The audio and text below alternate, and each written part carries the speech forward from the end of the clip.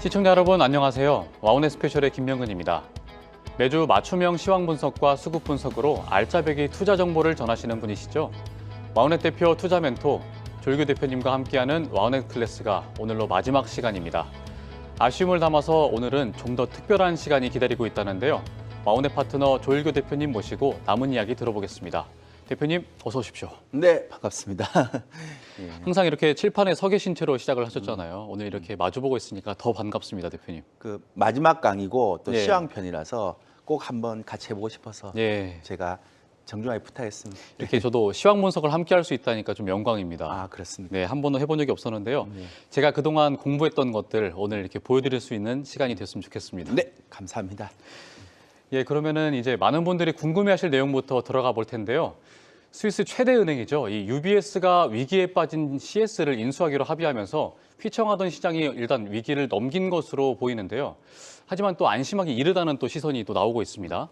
이 위험 요소가 남았다는 얘기도 있는데 대표님께서는 UBS가 CS 인수하신 거를 또 어떻게 보고 계실까요? 우리 김명건 또 MC께서는 저녁에 때 해외 증시에 대한 또 브리핑을 하잖아요. 예, 방송을 그렇습니다. 하잖아요. 그죠? 네. 그러니까 오늘 이런 내용들 같이 훨씬 더 이해를 좀 잘 시킬 수 있도록 제가 시청자들하고 토크를 하면서 또 한번 진행을 해보도록 하겠습니다. 일단 예. 첫 번째 주제가 UBS 크레딧 인수, 그러니까 CS라고 보통 얘기하죠. 인수를 어떻게 보아야 되나 이런 얘기입니다. 이걸 먼저 준비한 자료를 보시면 일단 32억 달러의 CS를 인수 합의를 했습니다. 근데 이게 굉장히 싸요. 예. 그러니까 왜냐하면 CS의 자산 규모가 5,750억 달러인데 2022년 말 기준인데요. 네. 인수 금액이 30억 스위스 프랑입니다. 그러니까 4조에 그냥 건진 거예요, 이거를. 근데 이것도 이제 UBS는 이제 굉장히 싫어했죠. 네. 그래서 이제 이거 나는 이거 굳이 인수하기 싫은데 이렇게 했는데 지금 스위스 중앙은행이 1,000억 141조를 지원하면서 이야. 좀 가져가라. 예. 그러니까 이제 월가에서는 이런 전망을 어떻게 인식을 하는가 하면 네. 가치가 굉장히 높아진 인수합병이고 투자 의견도 굉장히 상향돼 있다 이렇게 얘기를 많이 하거든요. 예. 근데 그러니까 전체적으로 보면 UBS 쪽 입장에서 보면 굉장히 좀 괜찮은 형태고 예. CS는 보세요.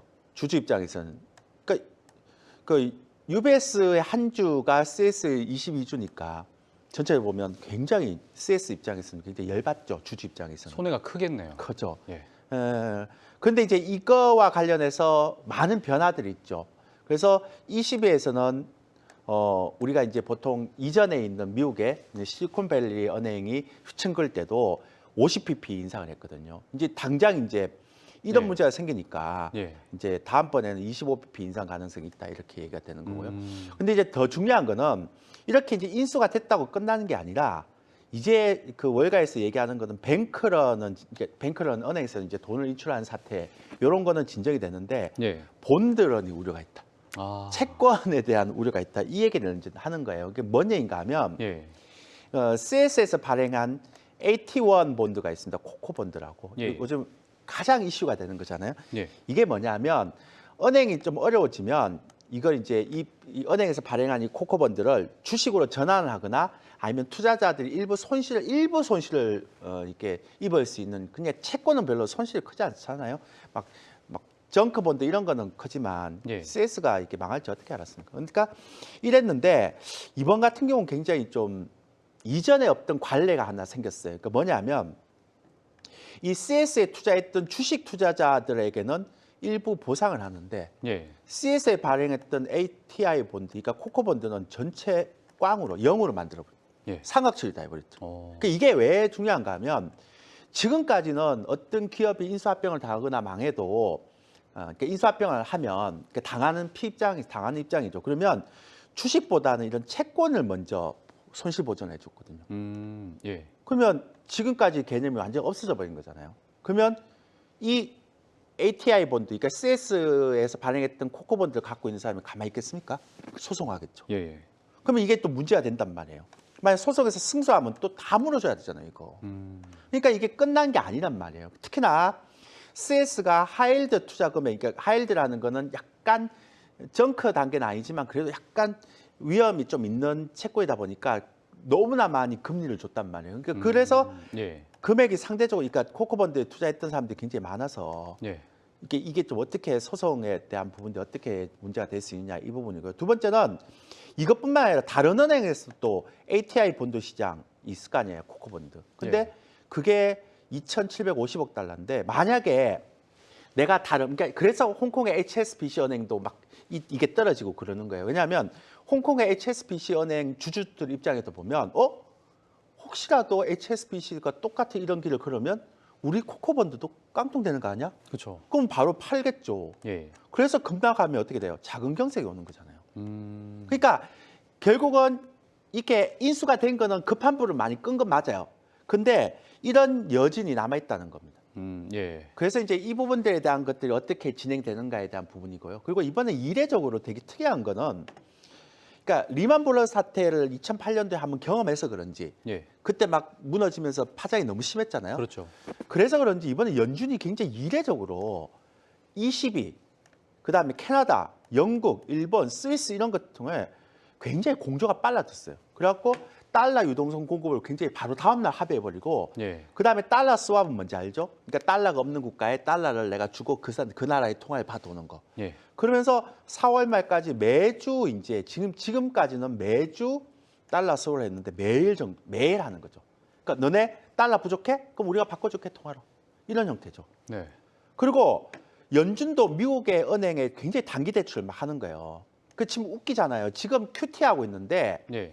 양적 긴축을 하고 있잖아요. 막 채권을 사서 그러니까 막 걷어들고 있는데 갑자기 이런 문제가 생기니까 단기 유동성 공급을 막 하는 거죠. 은행에 단기 대출을 해주니까.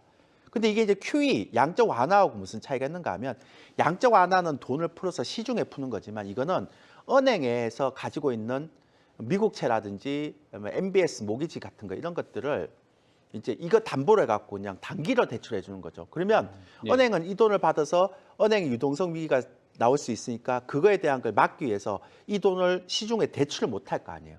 그 시중에 대출이 안 되니까 양적 완화의 개념하고는 좀 다르죠. 즉 무슨 얘기인가 하면 그냥 은행의 유동성 위기 자금 경색만 막아주는 용도다 이렇게 생각하고요. 그다음에 이제 바이든 대통령이 빨리 워런 버핏 만나러 갔죠. 예. 왜 만나러 갔을까요? 워렌 버핏이 예전에 이제 뱅크 오브 아메리카를 구제했던 그런 사건이 또 위기 있었으니까. 때마다 예. 그렇게 했으니까. 그래서 이번에도 이번에도 좀 도와달라는 측면에서 도와달라는 예. 측면에서 많이 왔죠. 예. 그래서 보시면 2008년도에 워런 버핏이 리만 브러더스 사태 이제 터졌을 때 리만은 날리더라도 골드만 살려야 된다 그래갖고 골드만에 50억 불 투자했죠. 예. 그다음에 2011년도 방금 얘기했는 것처럼 유럽 재정 위기 때 뱅크 오브 아메리카 또 50억 달러 투자를 했죠. 그러니까 예.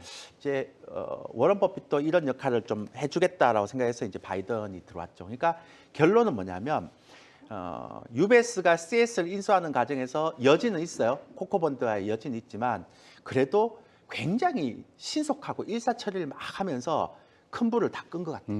그래서 당분간은 예. 조금 이제 큰 리스크는 좀 없어졌다. 예. 이게 이제 USB가 이제 UBS가 예. 자꾸 헷갈려요.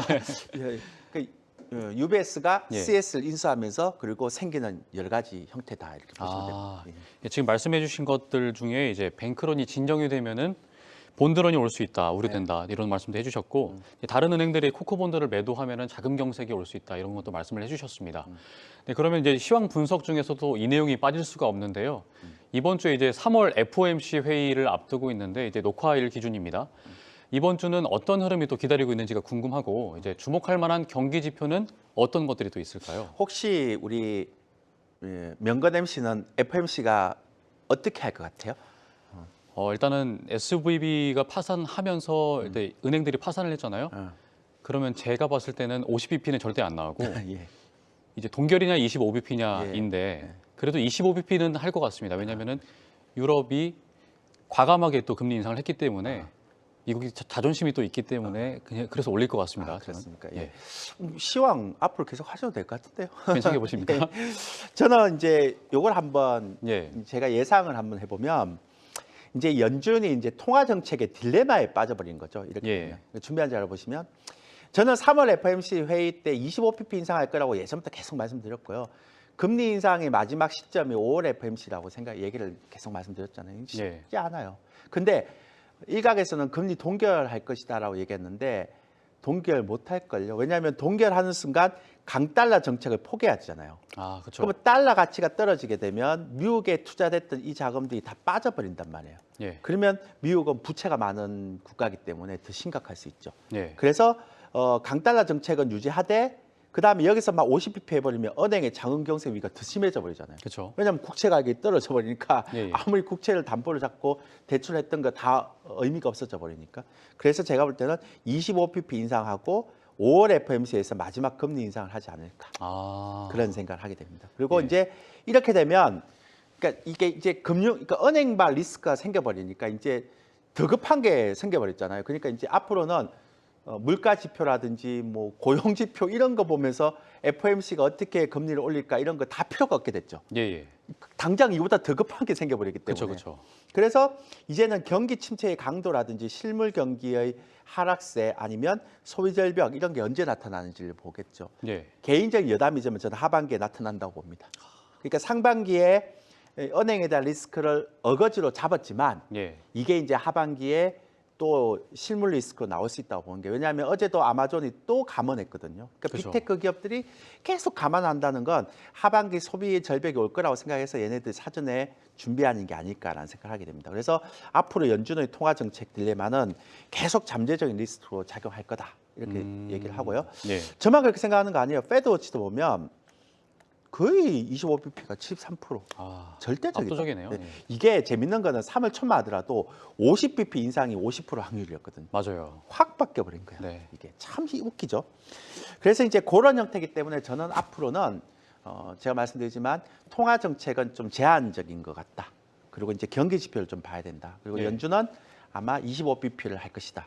왜냐하면 동결하면 강달러 정책이 포기가 되기 때문에 거기에 대한 리스크가 너무 크기 때문에 딱 중간 시스템 25bp 5월달 FOMC에서 금리 인상 중단.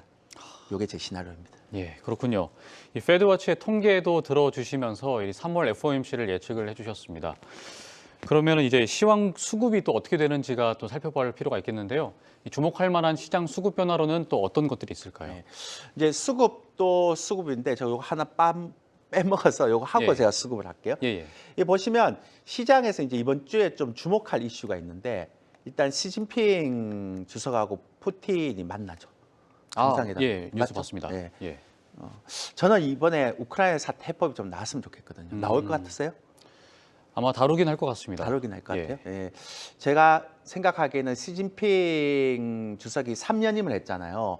그래서 아마 요 우크라이나 해법을 만들어내면 아마 본인의 글로벌 영향력도 좀 대외적으로 좀 내세우고 싶어서 예. 어떤 결과를 낼 것 같아요. 근데 우크라이나 사태에 대한 해법이 나오든 안 나오든 요게 해결되면 공급망 인플레이션 완화 효과가 있잖아요. 예. 그러면 이제 이렇게 막 금리를 계속 공격적으로 올리지 않은 상황이 올 수도 있다는 거죠. 그것도 되게 좋죠.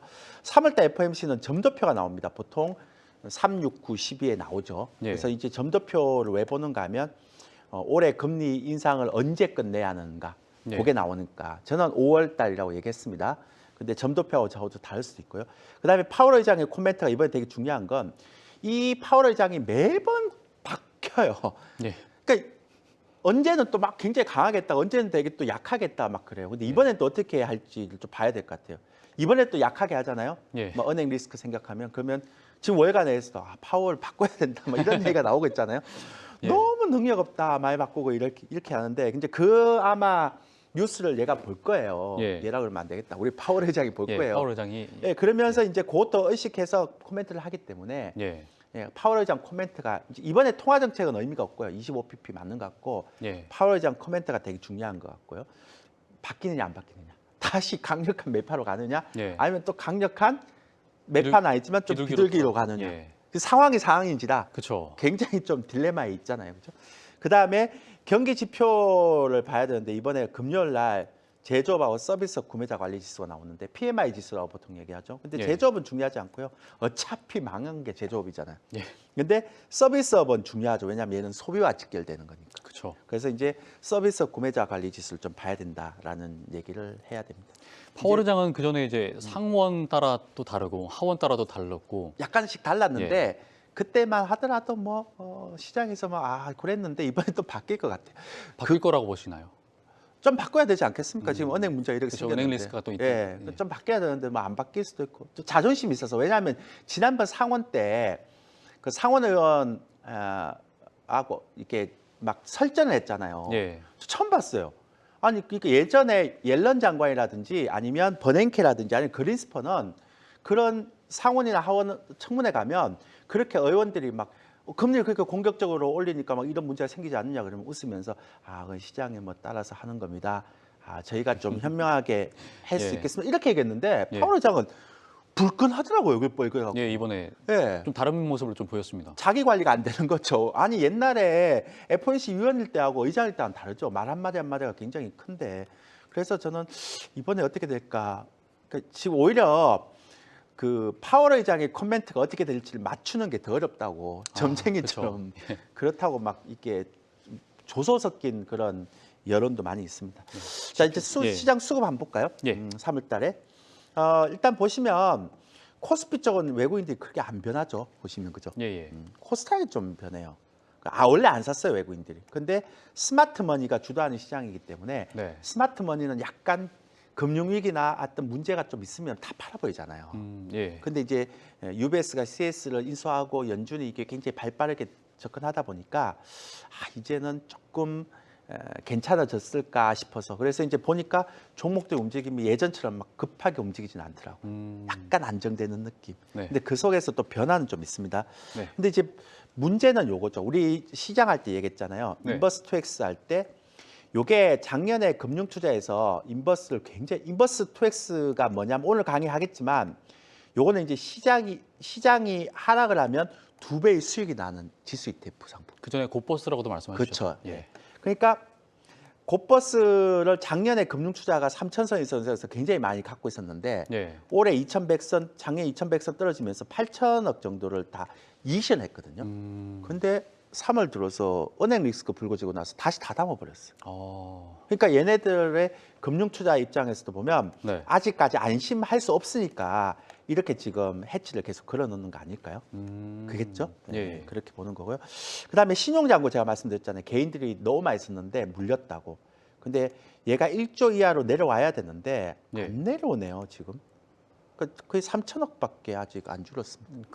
그렇게 보입니다. 예. 예, 그러니까 지난번에 2월 1일부터 3월 13일까지 네. 2조를 갖고 있었는데 네. 아직도 3천억밖에 안 갖고 있죠. 음. 그러면 이제 얘가 신용잔고가 한 1조 한 5천억까지 빠질 때까지는 계속 변동성 장세라고 봐야죠.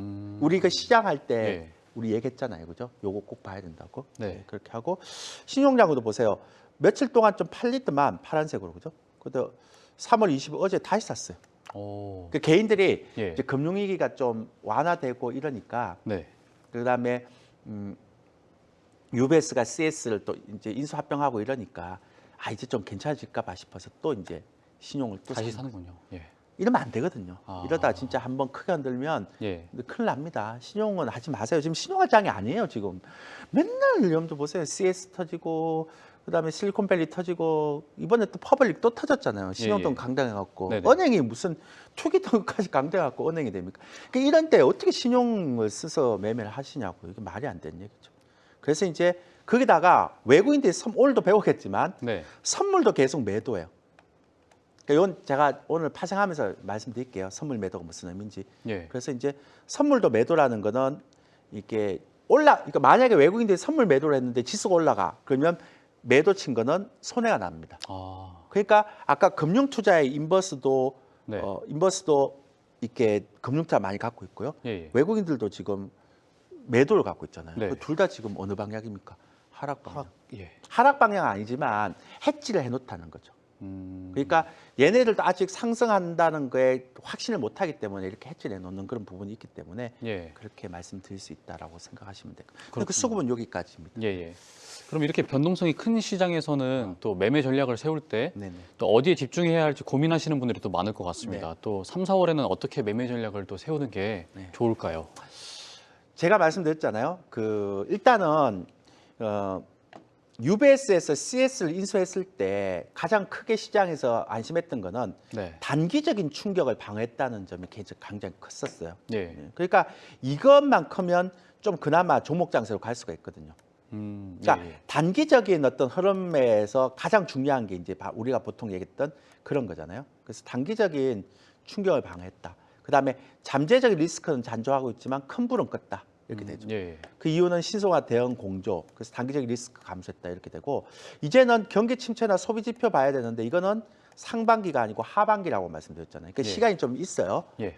그리고 이제 만약에 중국이나 러시아 정상회담에서 우크라이나 해법 논의가 생각보다 잘 풀리면 예. 그러면 시장에서 가장 큰 리스크 요인은 하나씩은 좀 일단은 막아놨다라고 볼 수 있겠죠. 예. 예. 그런데 이제 신용장고가 아직은 많이 남아 있잖아요. 방금 얘기했지만 그러면 신용장고 많을 때는 종목의 하락 변동성이 좀 있습니다. 그리고 글로벌 은행의 리스크가 계속 있기 때문에 예.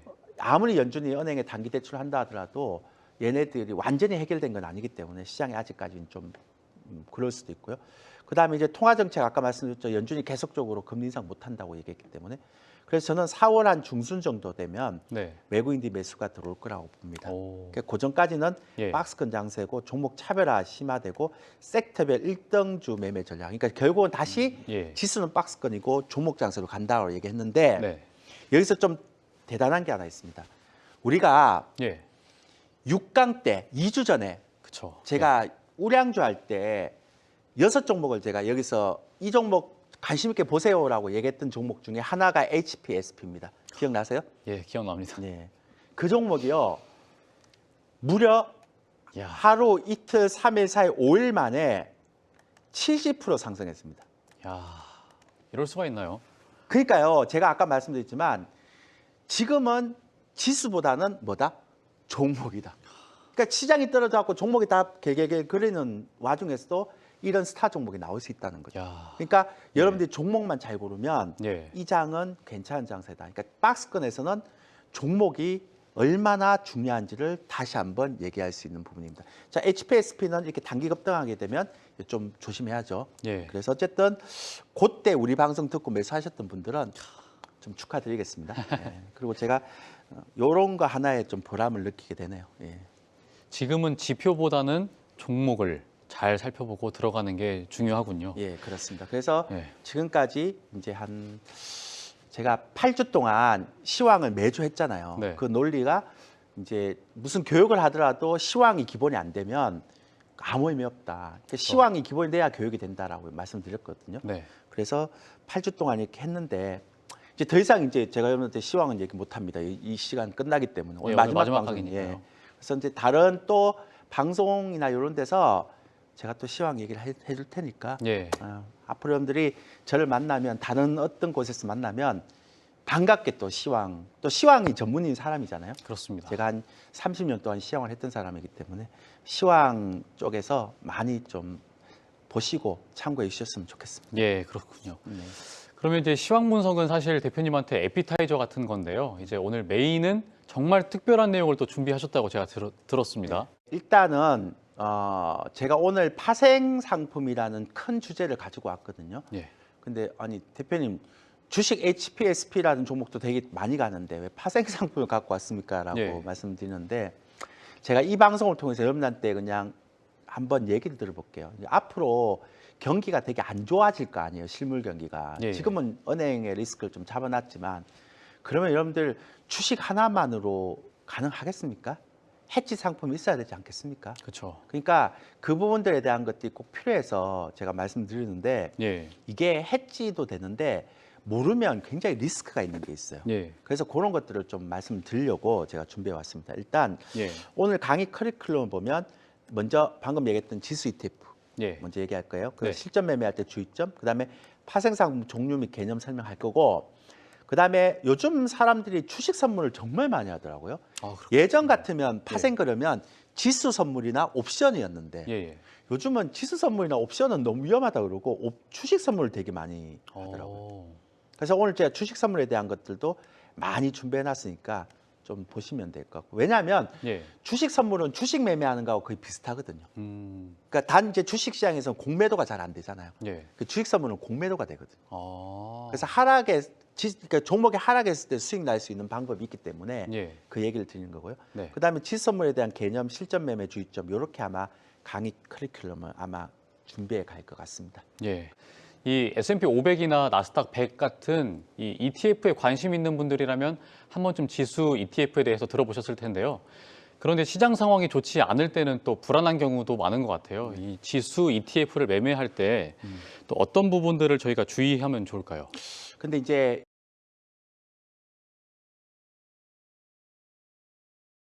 이 지수 ETF 개념 뭐냐면 네. 상장 지수 펀드예요. 보면 이게 펀드 개념이잖아요.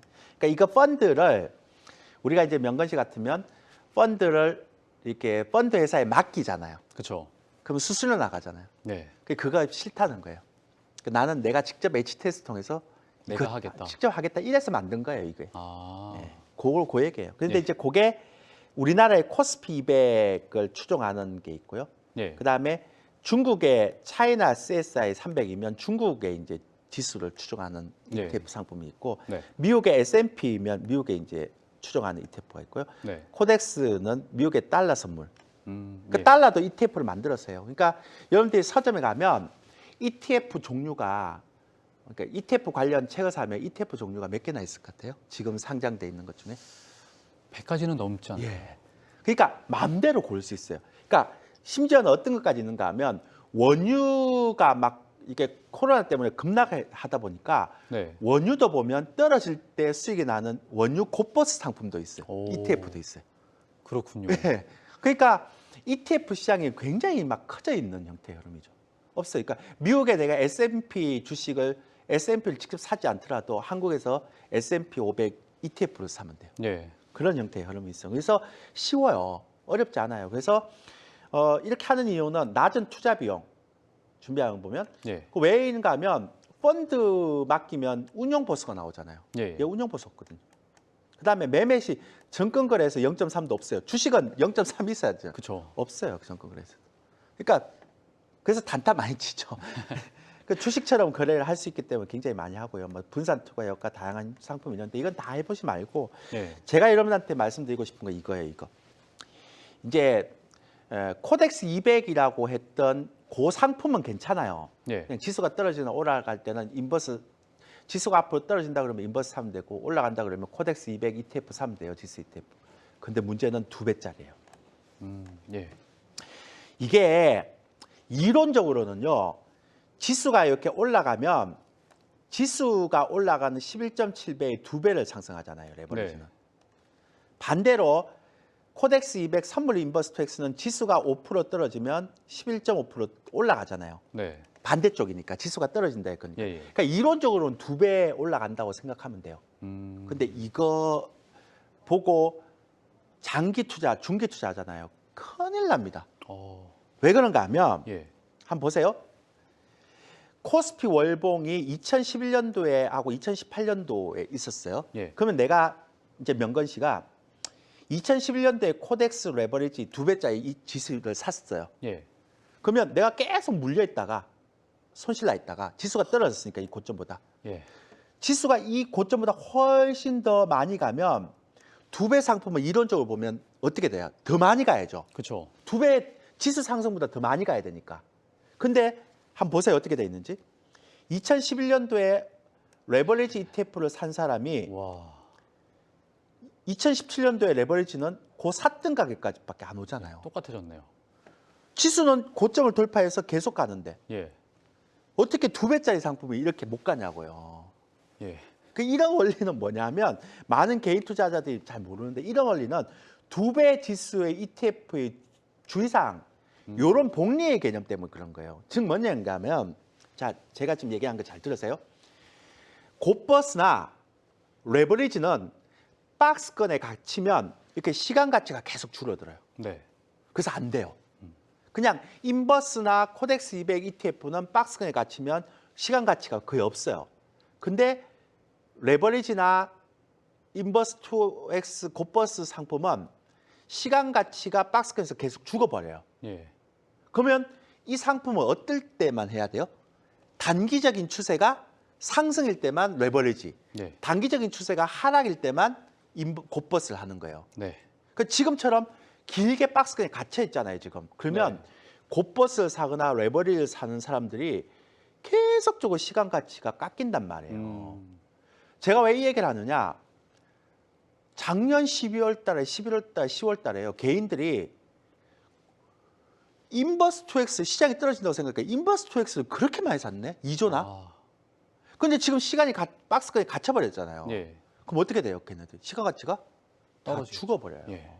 나중에 시장이 떨어져도 여러분들이 2,100에 샀던 그 인버스 곧버스는 나중에 한 박스권 한 6개월 정도 기었다가 1,900 가도 많이 수익이 안 난단 말이에요. 예. 시간 가치가 있어서.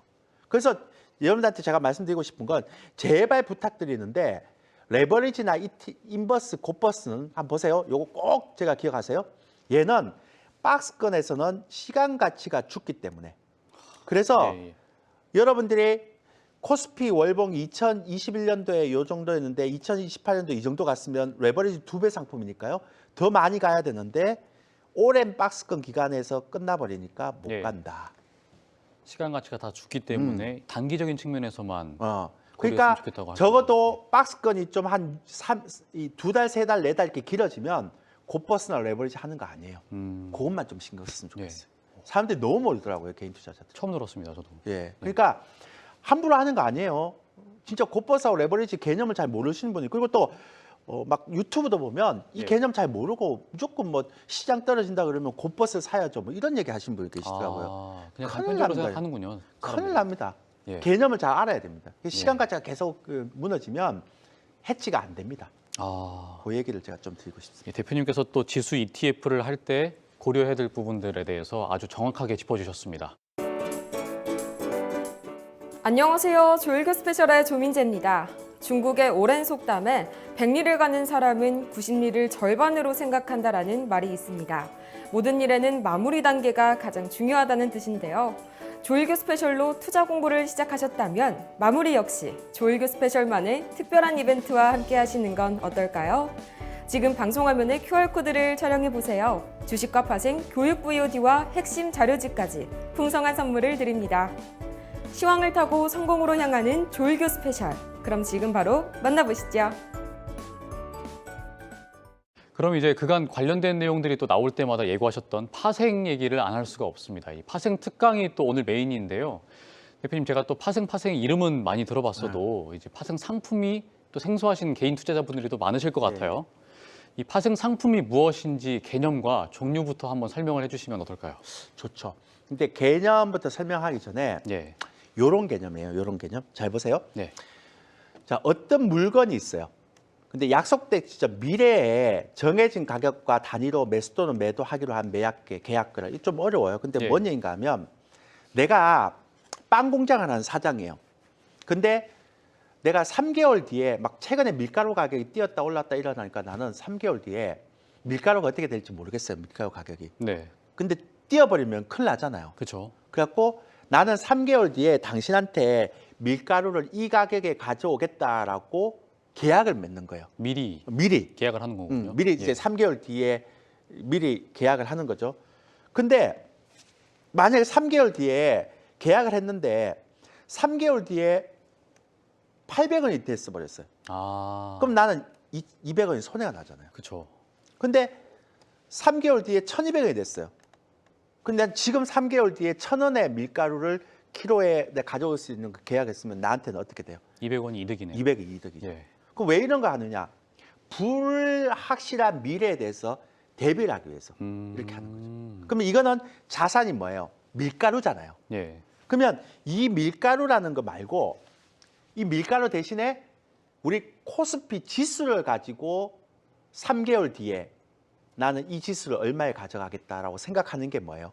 주가 지수 선물이에요. 아, 그러니까 자산, 예, 예. 그러니까 자산만 바꾸는 거예요. 밀가루가 대신에 코스피 200을 밀가루라 생각하면 되는 거예요. 예. 왜냐하면 코스피 200은 3개월 만에 만기니까. 그래서 보면 네. 주가지수 선물은 코스피 200 선물, 미니 코스피 200 선물은 만기가 1개월마다 좀 달라요. 예. 요건 3개월이고 1개월만. 그러니까 주식 선물도 만기가 1개월. 한 번만 다시 말씀해 주시겠어요? 그 자. 코스피 200이 3개월마다 이제 코스피 200 선물은 3개월마다 만기고 예, 미니 코스피 200 선물은 1개월마다 만기. 한 달마다. 예. 그다음에 주식 선물도 한 1개월마다 만기예요. 아, 그렇군요. 예. 예전에 주식 선물이 3개월마다 만기였거든요. 예, 예. 코스피 200하고. 근데 제가 이런 방송에서 이런 얘기 해도 될지 모르겠지만 이거를 기관들이나 증권사 이런 그런 어떤 이해관계 때문에 1개월에 만기가 됐거든요. 예. 개인들한테 굉장히 불리해졌어요. 계속 롤오버를 해야 되죠. 롤오버가 뭡니까? 나중에 설명드리겠고요. 예. 그렇게 해서 저는 주가지수 주식 선물을 왜 1개월을 만기를 하는지 모르겠어요. 왜냐하면 코스피 200하고 똑같이 3개월 만기도 되거든요. 프로그램하고 연동되는 게 많아서. 근데 예. 이건 암만 생각해도 제가 볼 때 개인 투자자들 죽이기 위한 방법인 것 같아요. 그래서 제가 아, 예. 그 부산에 있는 선물 거래소에 막 전화해가 따졌거든요. 네. 왜 이러냐. 아. 자기도 모르겠다. 뭐 그런 얘기. 개인의 힘을 좀 보여줘야 되죠. 그다음에 이제 주가지수 옵션이라는 게 있습니다. 이건 네. 이제 시간 가치를 따지는 건데 예. 제가 여러분한테 말씀을 하나 드릴까요? 여러분들은 제가 얘기하는 것만 좀 하세요. 코스피 200 선물, 그다음에 미니 코스피 200 선물, 예. 주식 선물 세 가지만 하세요. 코스피 200 선물, 미니 코스피 200 선물, 주식 선물 이렇게 세 코스닥 가지. 150 선물은 좀 거래량이 안 돼서 안 되고 예. 그리고 옵션이나 위클리 옵션 하잖아요. 네. 개인들이 많이 해요. 제가 도시락 사가면서 말리고 있어요. 안 돼요. 제가 파생을 한 25년에서 30년까지 했는데요. 수많은 고수들 다 제가 만나봤거든요. 예. 근데 그 고수들이 지수 선물하다가 수익 잘 나다가 옵션하다가 다 망가졌어요. 아. 심지어 자살하는 사람도 많았어요. 옵션은 절대 손대지 마세요. 예. 예. 제가 25년, 30년 동안 제가 경험하면서 느꼈던 겁니다. 그러니까 아예 아닌 거는 아닌 거예요. 예. 근데 이게 막 너무 변동성이 좋거든요. 뭐 만기 때 막 10배도 나고 막 그런 것 때문에 예. 저렇게 하시면 안 됩니다. 예. 결국 개인 투자자들한테 무난한 그 파생 상품은 주식 선물하고 지수 선물이군요. 그렇죠. 예. 예. 근데 또 주식 선물과 지수 선물이 또 어떻게 다른지부터 정확하게 알고 넘어가야 할 것 같습니다. 이 주식 선물은 또 어떤 특징이 있을까요?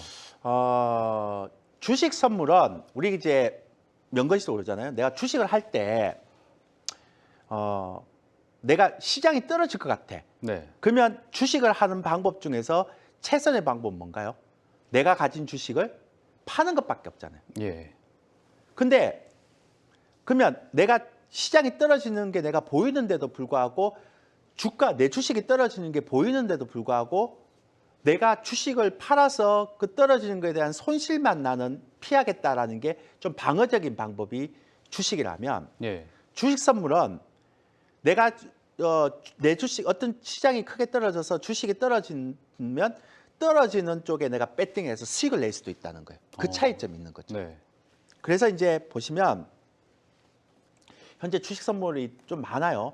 146개 종목이 거래됐는데요. 코스피하고 코스닥. 근데 암만 많이 거래돼도 소용없어요. 왜냐하면 거래량이 많아야 내가 사고 팔고 할 거 아니에요. 그렇죠. 거래량이 많은 종목들이 제가 볼 때 한 30종목 내외. 아. 그 단점이에요, 이게.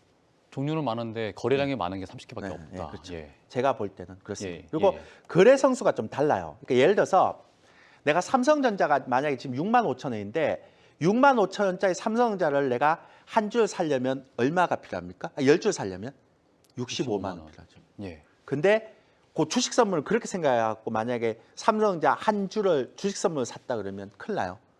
왜냐하면 승수가 10배예요. 그러면 그러니까 삼성전자의 주식 선물을 한 줄을 산다는 건 한 주라 그러지 않고 선물은 계약이라고 그러거든요. 예. 한 계약을 살 때는 6만 5천이 필요한 게 아니라 65만이 필요한 거예요. 아, 그 거래 승수가 다르군요. 예. 예. 그러니까 10배라고 생각합니다. 예. 왜 제가 이걸 얘기 드리는가 하면 네.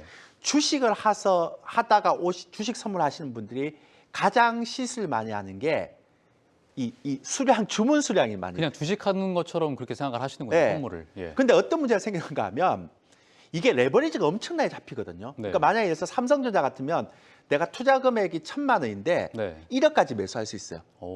그게 가능한가요? 그래서 이걸 많이 해요, 개인 투자자들이. 예. 근데 그러면 무슨 얘기인가 하면 내가 삼성전자 그러니까 주식 같으면 내가 650만 원이 있으면 6만 5천 원짜리 삼성전자를 100주 살 수 있잖아요. 네. 그죠? 그러면 내가 200주를 주문 내면 안 들어가요. 그렇죠. 근데 주식 선물은 내가 650만 원치를 갖고 있어도 6,500만 원치를 살 수 있거든요. 아. 삼성전자는 레버리지가 그렇게 세기 때문에. 아, 그렇군요. 그러니까 예. 내가 뭣도 모르고 주식 사듯이 삼성전자 100주를 딱 사버리면 나는 650만 원치 샀다고 생각하는데 내 계좌에는 6,500만 원치 들어가 있는 거예요. 10배가 더 매수가 되는군요. 네. 그러다가 지수 떨어지면 엄청나게 손실이 나는 거죠. 그렇죠. 그래서 주식 선물이라고 할 때는 이 레버리지하고 이 승수를 정말 여러분들이 잘 알고 가야 돼요. 아, 처음 하시는 분들 중에 거의 한 60%, 70% 이상이 이거 주문 잘못 내서 큰 손해 나는 경우가 정말 많아요. 주문 실수를 한번 잘못하면 손해가 진짜 걷잡을 수 없을 것 같아요. 왜냐하면 예. 그게 레버리지를 엄청나게 주기 때문에 내가 주문 실수를 냈는지 안 냈는지도 몰라요. 내가 100주를 사면 주식 같은 경우는 내가 100주를 사면 650만 원치 사는데 주식 선물은 내가 650만 원 계좌에 돈이 있어도 6,500만 원까지 살 수 있으니까. 아, 그 자기는 650만 원치 샀다고 생각하는데 예. 보면 6,500만 원치가 들어가 있는 거죠. 아, 그러니까 이게 정말 주식 선물이 이제 힘든 거죠. 그래서 제가 예. 꼭 얘기할 때 제발 부탁인데 거래 성수가 10배다 주식에. 그러니까 예. 한 계약 거래 시 일반 주식에 10주를 살 수 있다. 오, 그러니까 제발 이것만 꼭 기억하십시오. 예. 그러면 아니 대표님 돈이 650만 원씩밖에 없는데 어떻게 6,500만 원씩 살 수 있어요? 주식 선물은 살 수 있어요. 예. 그렇게 레버리지 쓰기 때문에. 예. 그렇군요. 그래서 조심해야 된다는 거예요. 아, 그러면 증권사에서 주식 선물 레버리지를 좀 줄이면 되지 않습니까? 안 줄여요. 왜냐하면 개인 투자자들이 주식 선물을 하는 개인 투자자들이 이 레버리지 보고 들어가기 때문에. 아. 그래서 그렇습니다. 예. 그럼 제가 궁금한 게 예. 그럼 1,000만 원을 가지고 1억을 살 수 있잖아요. 예. 선물은? 그 종목에 따라 달라요. 예, 예. 그러니까 삼성전자 같은 경우는 9배에서 10배 쓸 수 있고 또 약간 중형주 같은 경우는 한 4, 5배밖에 못 써요. 그럼 만약에 거래 승수 때문에 그렇게 더 많이 들어가는데 어. 주문 실수를 해서 더 많이 샀을 경우에 수익을 낼 수 있다고 하면은 10배 이상의 수익을 낼 수 있는데 또 손해라고 하면 하면 10배 이상 10배의 손해를 보게 되는군요. 그렇죠. 그렇죠. 아, 그러니까 그러면은, 이것도 예. 이제 주식 선물도 약간 그렇기 때문에 제가 맨날 주식 선물 할 때 어떻게 하는가 하면 내가 돈이 그러니까 한 1억이 있잖아요. 그죠? 예. 그러면 내가 주식에 8천만 원 넣고 음. 그래서 주식에서 굉장히 좋은 주식이 있으면 8천만 원 사고 예. 그다음에 주식 선물에서 시장이 내가 불안할 것 같아. 이렇게 생각하면 내가 2천만 원치밖에 없잖아. 예. 그러면 여기서 한 5천만 원치 정도를 레버리지 써서 해치를 해놓고 이렇게 하는 거예요. 아. 그렇게 이행해야 되는데 예. 일반 개인 투자자들은 그냥 10배 쓸 수 있어. 인생 뭐 있어 한 방이야. 이렇게 하고 간단 말이에요. 아. 그게 가장 큰 문제죠. 그렇군요. 그래서 이제 주식 선물 거래를 보면 예. 요 보시면 아시겠지만 요게 한 주식 선물이라고 있죠. 네. 주문창에 요게 한 주를 매수를 딱 하잖아요. 네. 그러면 이게 뭐가 됩니까? 10주가 10배. 아. 10주가 들어가니까 예. 주식의 10주. 요것만 생각하시면 돼요. 예. 그다음 또 하나는 이제 사람들이 가장 헷갈리는 게 뭐냐면 주식은 매도한다 그러면 내가 가지고 있는 주식을 매도하는 게 되잖아요. 네. 주식 선물은 그 개념이 아니에요. 그러니까 내가 잔고가 아무것도 없는데 매도를 한다라고 얘기한다는 건 내가 공매도를 한다는 것 똑같은 거예요. 그렇죠. 그 떨어지면 내가 수익 내는 쪽에. 만약에 내가 삼성전자 10계약을 갖고 있는데 매도를 한다 그러면 내가 10계약을 갖고 있는 걸 내가 청산, 그러니까 판다라는 개념이지만 예. 내가 삼성전자를 아무것도 안 갖고 있고 그냥 매도만 10계약을 친다 그러면 공매도하는 거와 똑같은 역할이에요. 예. 그래서 이게 좋은 거예요. 아. 하락에 대비할 수 있다는 거. 예. 그리고 보세요. 아까 제가 했던 위탁점거금이잖아요. 네. 삼성전자는 위탁점거금이 9.15만 있으면 돼요. 오. 지금 무슨 얘기인가 하면 예. 내가 1억치를 매수할 때 900만 원만 있으면 된다는 거. 아. 그다음 유지점거금은 6.19. 내가 1억치를 사놓고 삼성전자는 600만 원만 있으면 계속 유지할 수 있다는 거예요. 반대매매 안 나갔어. 아. 그래서 아까 얘기 드렸던 것처럼 조심해야 된다고요. 주문 실수를. 예. 그래서 주식 선물은 이것만 여러분들 생각하면 돼요. 근데 나머지는 보면 자, 보세요. 삼성전자, 에코프로비움, SK 거래량 많은 순서들 쭉 나오잖아요. 예. 요거 거래량이 없는 종목들은 안 돼요. 호가 갭이 벌어지기 예. 때문에. 예. 그래서 요 거래량이 많은, 그러니까 HTS 보면 거래량이나 거래 대금을 딱 치면 그 많은 순서대로 쫙 나와요. 네. 그러면 상위 한 30개 종목 하시면 돼요. 아. 이렇게 지금 예. 이렇게 났죠, 그렇죠? 그러니까 이렇게만 해도 충분히 돼요. 어차피 주식 선물 하시는 분은 레버리지 쓰고 그다음 하락시 떨어지는 거에 대한 해지하려고 하는 거잖아요. 예. 그게 이제 주식 선물은 제가 볼 때는 답니다. 그래서 예. 주식 선물의 효과는 공매도 효과가 있다는 거. 공매도 효과. 예. 예. 그러니까 하락 해지할 수 있다는 거. 그러니까 하락해도 수익 낼 수 있다는 거. 예. 그다음에 레버리지 효과. 예. 그다음에 롱숏. 그러니까 좋은 주식 사놓고 나쁜 주식도 사놓으면 내가 2천만 원 갖고 1억치 살 수 있으면 좋은 주식 1천만 원치, 5천만 원치, 나쁜 주식 5천만 원치 살 수 있는 롱숏 매매 가능한다. 증권거래소에 없고 저렴한 수수료. 근데 이제 매월 만기라서 롤오버의 번거로움이 존재하죠. 예. 그리고 거래 대금이 많은 종목이 별로 없잖아요. 네네. 주식은 다 거래 대금이 많지만 그렇죠. 얘는 한 30 종목 안에서 해야 되는데 이게 이제 단점이죠. 근데 이제 예. 주식 선물 매매 시 조금 주의할 점은 예. 주문 실수 아까 말씀드렸죠. 주식과 승수 개념이 달라서 큰일 납니다. 예. 레버리지 사용 한 번에 나갑니다. 주식 선물과 현물의 개율, 그러니까 이건 나중에 설명드릴게요. 그러니까 현물하고 주식 선물하고 좀 다를 수 있어요. 약간 차이가. 네. 그리고 거래 대금이 많은 종목만 선정해야 된다. 왜? 호가창의 갭이 많이 벌어질 수 있다. 이게 이제 주식 선물에 대한 특징입니다. 오, 그렇군요. 근데 제가 아까 예. 말씀드렸지만 지수는 곧버스 레버리지는 박스권에서 하면 시간같이 끊긴다. 예. 이거죠. 주식 선물은 아까 조심할게 주문 실수. 주문 실수 10배라는 것을 잊지 말고 꼭 기억할 필요가 있겠죠. 내가 2천만 원밖에 안 들어갔는데 어떻게 내가 2억을 살 수 있어요? 살 수 있습니다. 레버리지가 크니까. 그러니까 자기가 주문해 놓고도 모를 수도 있어요. 예. 자기가 2억 샀는지. 근데 어쩌다 뭐 올라가 버리면 대박이지만 떨어지면 쪽박이잖아요. 예, 그렇죠. 그럼 뭐 여러분들 운의 인생을 걸 거면 그렇게 하시면 되고. 그래서 어쨌든 이렇게 생각하시면 됩니다. 예, 대표님 그러면 이제 주식 선물에 이어서 지수 선물을 또 볼 차례인데요.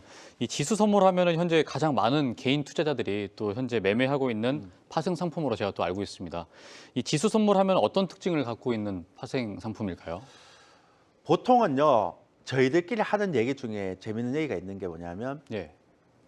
주식하다가 파생으로 넣으면 주식 못 한다 그럽니다. 아, 재미가 없다고. 그만큼 그렇군요. 재미가 없다고 예. 그러거든요. 근데 요즘은 지수 선물을 굉장히 많이 했었는데 네. 많은 사람들이 지수 선물 어렵다고 생각해서 그런지 몰라도 다 주식 선물로 가더라고요. 아, 그런가요? 네, 추세가. 그래서 주식 선물은 되게 수요가 많고 지수 네. 선물은 생각보다 점점 수요가 줄어들고 있는데 저는 지수 선물이 생각보다 안전하다고 생각합니다. 주식 선물도 안전하지만 예. 아까 말씀드렸죠. 코스피 200을 지수로 하는 겁니다. 아까 예. 밀가루 대신에 코스피 200. 그래서 승수는 이제 25만 원이고요. 네.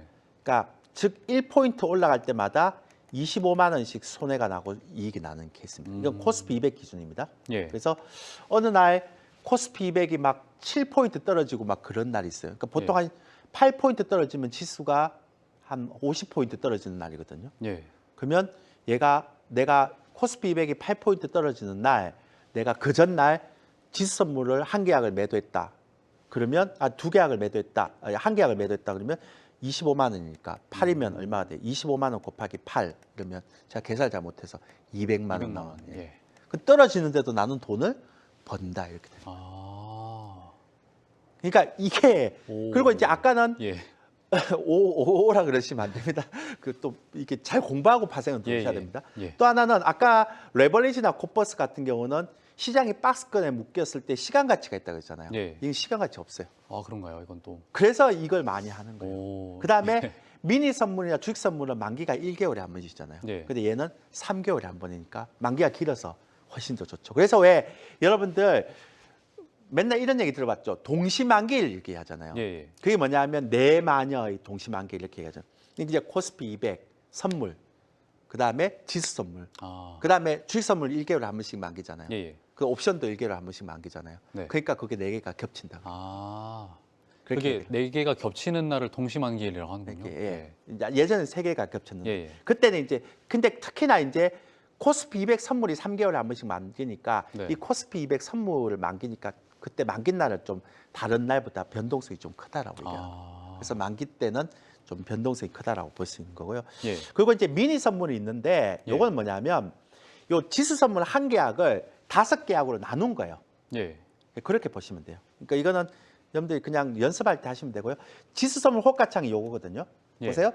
내가 만약에 여기 제가 적어놨는데 요게 310이고 309.95잖아요. 네. 명건시가 지수가 떨어지려고 해요. 그럼 어떻게 해야 돼요? 310에다가 뭐 하면 돼요? 매도를 걸어놔야죠. 매도 한 계약을 하면 돼요. 예.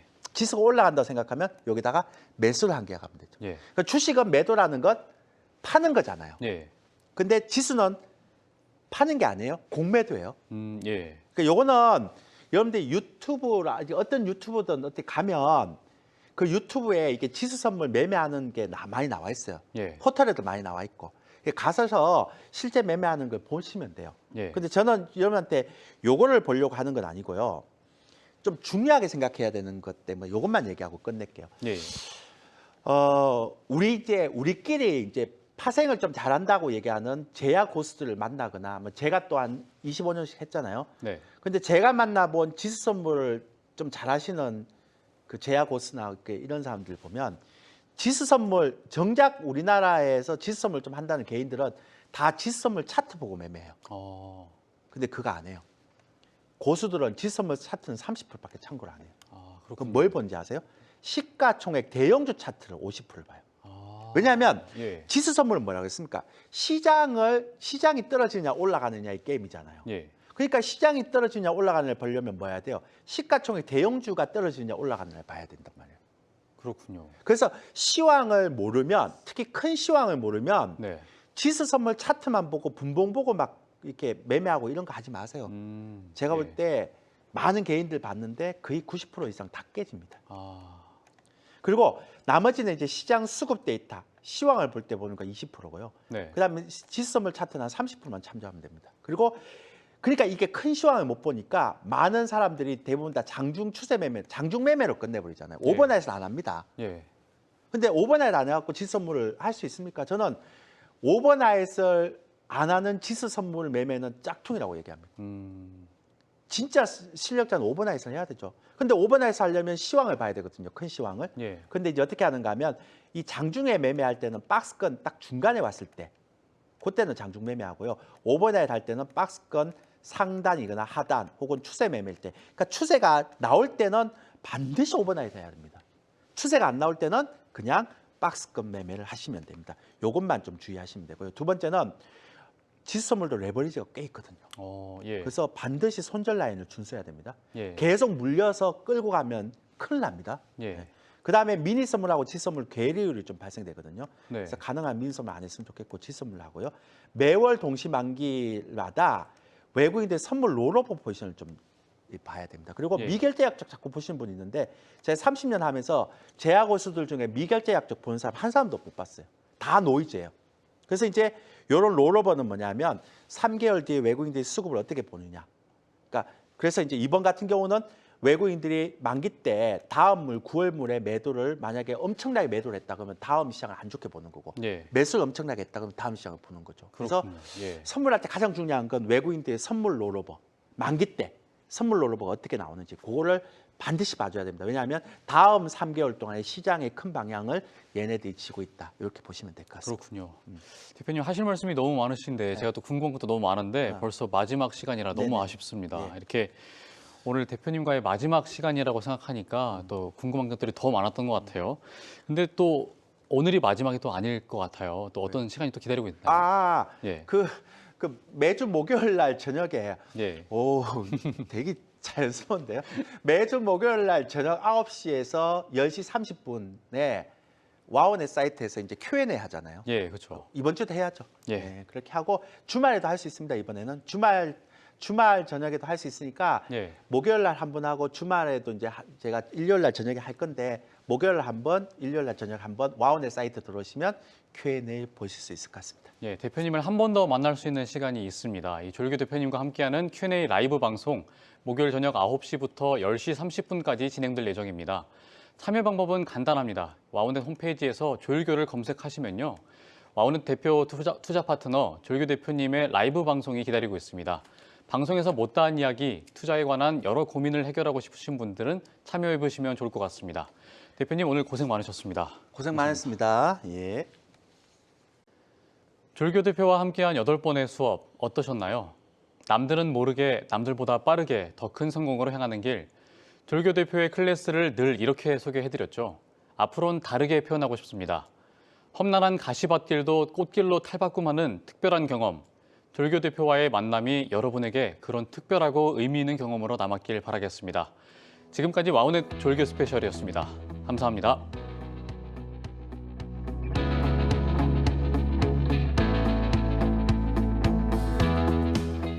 조일교 스페셜 지수 ETF 및 파생 특강으로 대장정을 마무리했습니다. 나비의 날갯짓이 태풍을 불러 일으킨다는 나비 효과를 아시나요? 이처럼 자꾸 사소한 일이 쌓이면 큰 결과를 얻기도 하는데요. 조일교 스페셜이 준비한 마지막 선물, 지금 방송 화면에